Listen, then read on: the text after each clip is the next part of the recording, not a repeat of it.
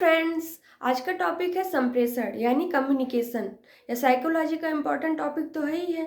मनुष्य एक सामाजिक प्राणी होने के नाते अगर वह सूचनाओं का आदान प्रदान करता है तो वो आदान प्रदान करना ही संप्रेषण कहलाता है। बिना संप्रेषण के ऐसा माना जाता है कि संप्रेषण जो है वह शिक्षा की रीढ़ की हड्डी है।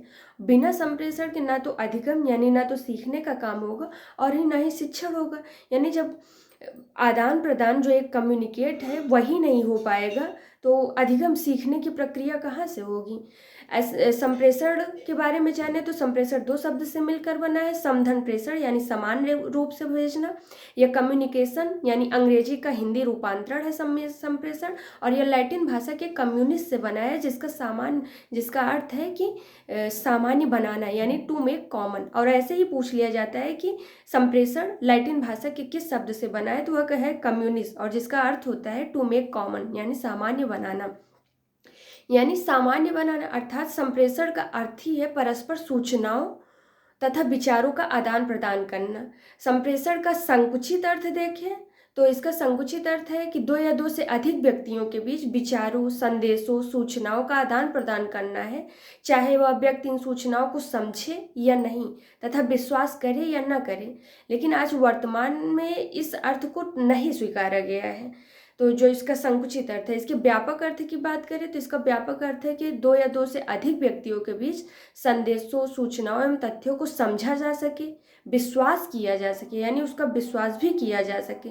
संप्रेषण को इस प्रकार समझाया जा सकता है कि शिक्षक अपने प्रधानाचार्य से अथवा छात्रों से कुछ कहते हैं या छात्र उनको कुछ बताते हैं, या प्रधानाचार्य बुलाकर कुछ उनसे पूछते हैं या आदेश देते हैं, या प्रशंसा या आलोचना करते हैं।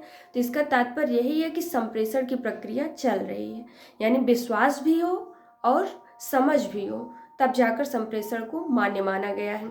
संप्रेषण की परिभाषाओं की बात करें तो संप्रेषण को पॉल लीगन्स ने डिफाइन किया। उन्होंने कहा कि संचार या संप्रेषण वह प्रक्रिया है जिसके द्वारा दो से अधिक लोग जो विचारों, तथ्यों, आवश्यकताओं एवं प्रभाव आदि को इस प्रकार विनिमय करते हैं कि संचार प्राप्त करने वाला व्यक्ति संदेश के अर्थ, उद्देश्य, उपयोग को भली बात समझ लेता है।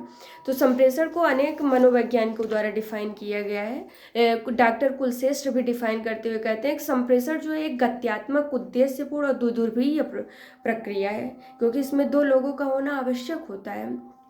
सूचनाओं का विचार, संप्रेषण एवं ग्रहण करना यानी लिखित, मौखिक संकेतों के माध्यम से होता है। और लुईस एलन कहते हैं कि संप्रेषण अर्थों का एक पुल है जिसमें कहने, सुनने तथा समझने का व्यवस्थित एवं सतत प्रक्रिया रहती है। जबकि एडगर डेले कहते हैं कि संप्रेषण जो है विचार विनिमय के मूड में विचारों तथा भावनाओं को परस्पर जानने और समझने की प्रक्रिया है।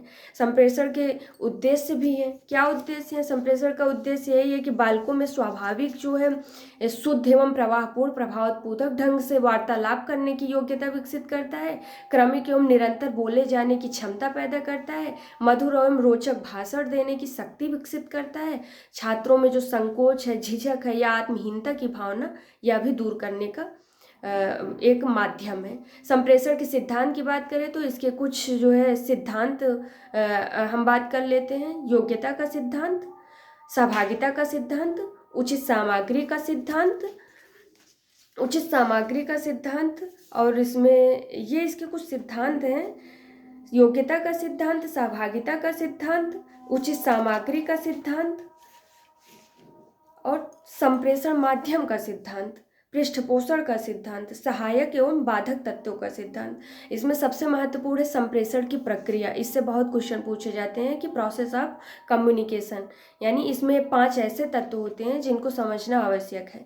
एक तो सबसे पहले होगा क्या? संप्रेषक होगा, इनकोडर जो इनकोड करेगा। दूसरा जो है संदेश या सिग्नल देगा, यानी दूसरा है। तीसरा संप्रेषण माध्यम या चैनल। चौथा जो है संदेश प्राप्तकर्ता या डिकोडर, और पांचवा है पृष्ठपोषण। तो संप्रेषण प्रक्रिया में 5 बातें निकल के आती हैं। एक संदेश वाहक, अगर हम शिक्षक को मान लें तो शिक्षक उसकी जो संदेश या विषय वस्तु होती है निर्माण करता है, लिखता है या प्रसारित करता है। संदेश विषय वस्तु है तो उसका माध्यम हो गया, और प्राप्तकर्ता क्या हो गया? छात्र यानी लर्नर। और जो इसका प्राप्त करता है डिकोड, जब वो डिकोड करेगा तो क्या हो जाएगा, वो संदेश निकल के आएगा। जैसे वो कुछ पढ़ता है, व्याख्या करता है टीचर के द्वारा जो उसको बताया गया है, तो संदेश होगा जो उसका चौथा माध्यम होगा, पांचवा पृष्ठभूमि निकल के आएगी। तो हमने जाना संप्रेषण क्या है। संप्रेषण को मनोवैज्ञान, किन किन मनोवैज्ञानिकों ने परिभाषित किया है। संप्रेषण का उद्देश्य क्या है, संप्रेषण के कुछ सिद्धांतों, और जो है संप्रेषण की प्रक्रिया किन किन माध्यमों से होकर गुजरती है, इसके बारे में हमने जाना। धन्यवाद।